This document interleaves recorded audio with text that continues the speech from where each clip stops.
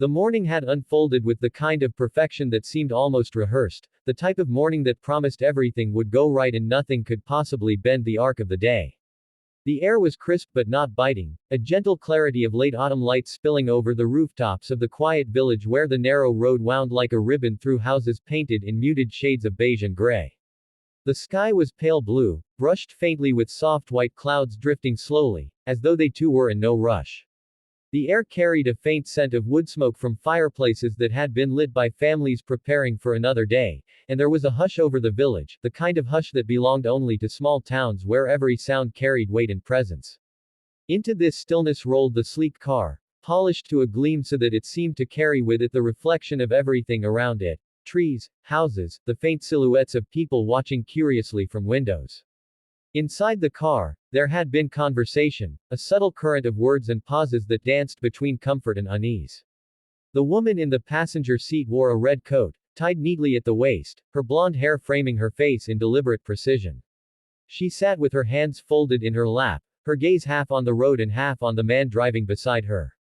He wore a suit, black and immaculate, the kind that announced its presence without needing to speak. His tie was perfectly knotted, his shirt pressed so cleanly it seemed to glow. Together they looked like people out of place in the rustic simplicity of the village, urban, sharp, modern, yet here they were, navigating through streets that seemed almost untouched by time. Their conversation had drifted into silence just as the car gave its first stutter. A subtle hiccup, a faint tremor beneath the hood that caused both their eyes to flick toward the dashboard. He frowned, adjusted his grip on the wheel, pressed the accelerator just slightly, as though coaxing a child to take another step. For a moment, the engine obeyed, steadying itself, humming as it should. But then came the second stutter, louder, followed by a sudden drop in power that caused the vehicle to lurch forward before settling into a crawl. He muttered under his breath, something sharp but quiet, while she sat more rigidly now, her hands tightening in her lap. The car came to a reluctant halt at the side of the road, its gleaming hood tilted upward as if bowing in surrender. They sat there in silence for a beat, the engine ticking faintly as it cooled, the sound loud in the still air. She turned her head slowly toward him, her expression unreadable, though her eyes carried the weight of 1,000 unspoken thoughts. He gave a small sigh, forced a smile that didn't quite reach his eyes, and pushed open the driver's door. "I'll take a look," he said simply, his voice steady but edged with frustration. She said nothing at first, simply unbuckled her seatbelt with a slow, deliberate click and followed him out. The village street was nearly empty, the world reduced to the sound of their footsteps on the gravel and the faint hum of life behind the closed doors of the houses. He moved quickly to the front of the car, unfastened the latch, and lifted the hood with a practiced ease. She stopped a few steps behind him, folding her arms across her chest, pulling the red coat tighter around her as though to shield herself not from the cold but from something else. The engine lay before him like a puzzle, gleaming parts and dark spaces, the kind of thing he had once known intimately but now only understood in fragments.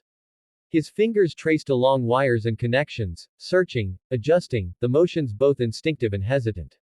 He leaned closer, his suit catching flecks of dust and grease, his polished shoes planted firmly in the dirt. Behind him, she watched in silence, her gaze unwavering, her face betraying both impatience and a quiet, restrained worry.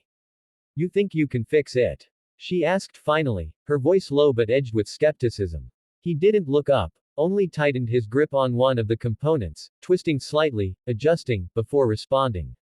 "I can try. It's probably nothing too serious." "Probably," she repeated, the word carrying with it all the doubt she held. Her eyes lingered on him, on the way his brow furrowed in concentration, on the way his hands moved with determination even though she sensed he wasn't entirely certain of what he was doing. The moment felt stretched, suspended between the ticking of the engine and the silence of the street. Somewhere in the distance, a dog barked, the sound echoing briefly before fading. A curtain shifted in one of the houses, someone inside watching them, unseen but present. He adjusted another part, muttered something under his breath, and then straightened slightly, wiping his hand against the side of his trousers. He turned to glance at her, their eyes meeting for the briefest second. She raised an eyebrow, waiting, expecting an answer, a solution, something. "It's stubborn," he admitted, his tone a mixture of frustration and reluctant honesty. "Might need more than just me poking around." Her lips pressed into a thin line, the kind of line that carried with it both disapproval and resignation. She took a step closer, the red of her coat a sharp contrast against the black of his suit and the metallic gleam of the car. For a moment, it seemed as though she might say something sharp, something cutting, but instead she only exhaled, long and slow, her breath visible in the cool air. You always think you can fix everything, she said softly, her voice laced with something deeper than the moment itself. He looked at her, really looked, and for a second the world around them seemed to fall away. The houses, the road, the broken car, all of it faded beneath the weight of her words. His jaw tightened, his eyes narrowing just slightly, not in anger but in the recognition of something truer than he wanted to admit. Silence stretched between them again, but it was not an empty silence.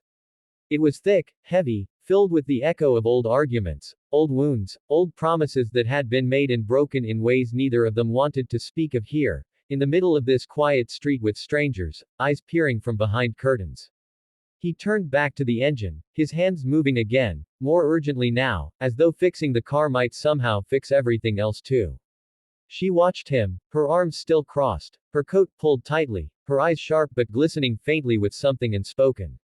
The road stretched before them, empty and waiting, and behind them the village held its breath. And in that moment, beneath the open hood of a car that refused to start, two lives stood suspended between what had been and what might still come, bound together by silence, by tension, and by the quiet, stubborn hope that something, anything, could still be mended. The minutes became longer, stretched thin across the uncertainty. He wiped his hands again, pulled at a wire, twisted a cap, pressed something down firmly. The engine coughed, once, twice, as though mocking him, then fell silent again. He cursed under his breath, low but sharp, the kind of word that carried all the weight of disappointment. She closed her eyes briefly, inhaled, and then said, "Maybe we should just call someone." The suggestion hung in the air like a surrender, but also like an invitation. He didn't respond immediately, his pride wrapped tightly around him, but her words lingered. Slowly, reluctantly, he closed the hood, the metallic thud echoing through the stillness of the street. He stood there for a moment, his hands resting on the edge, his head bowed, before finally straightening and turning to her. Their eyes met once more, and this time neither looked away. The story of the morning, of the broken car, of the village and its silent witnesses, was no longer just about an engine that wouldn't start. It was about them, about the cracks in their silence, about the unspoken words that weighed heavier than any mechanical failure. It was about the way she stood in her red coat, fierce and fragile all at once, and the way he stood in his black suit, strong and uncertain, both of them caught in the pause between breaking down and moving forward. And as they stood there, the car silent, the village quiet, the air heavy with everything unsaid, the world seemed to wait with them, holding its breath, uncertain of what would come next.